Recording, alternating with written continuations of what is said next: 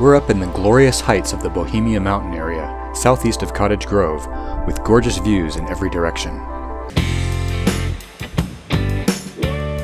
A little earlier today, we met up with Roy, Jordan, and John, who all have just installed the new Torq-Masters torque locker designed for Subarus.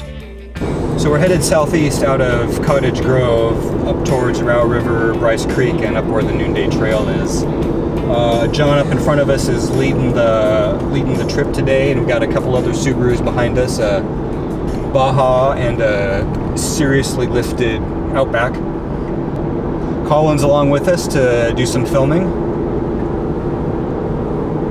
of the cars, not me, Colin.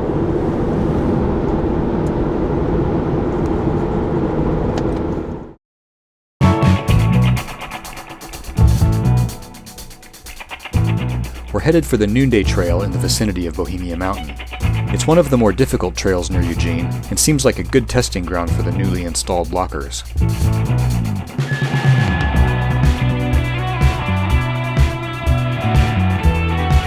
The Noonday Trail is a segment of an historic wagon road passing through these mountains. It's a narrow, rocky, unmaintained route that gains significant elevation and poses numerous driving challenges and hazards.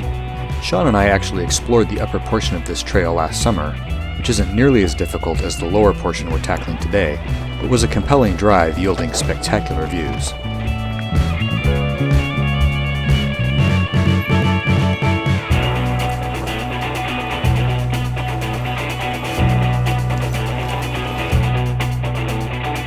John is a local Subaru mechanic who's handling some of the initial test installs of the Torq-Masters torque locker. We're chatting about how this purely mechanical automatic rear locker works. So now your axles come into these ratcheting clutches, is what I'm going to call them. These two pieces are up the middle. They are locked into place and cannot rotate with the mass anymore because this pin locks them into place, right? The springs allow these to float in and out against these on either side. Okay. And that ratcheting effect on either side is what you're hearing. With Okay.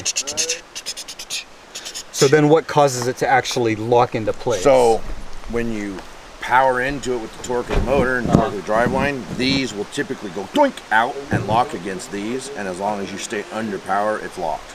Gotcha.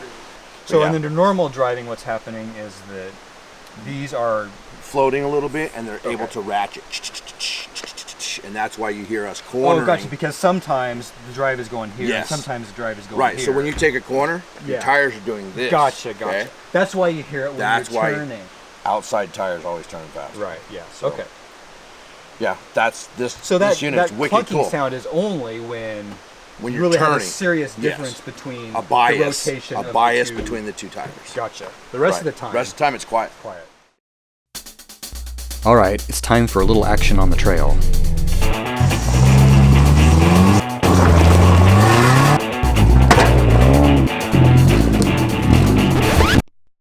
Well, once again, my outing has not gone according to plan. The trail has been so heavily damaged by this winter's storms that it is utterly impassable. So for now, we're just cruising up to the campsite and see what else we find.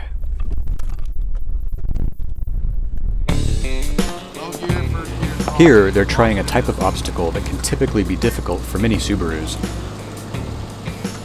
Here you can see his right front and left rear wheels are suspended and unable to gain traction.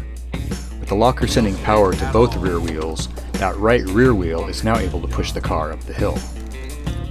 Here's another attempt with the suspension extended even further, really floating the right front and left rear, which will often immobilize the vehicle as those suspended wheels just spin free. Thanks to the locker, he slowly and calmly climbs right up. No need to send it with excessive momentum and risk damage or loss of control.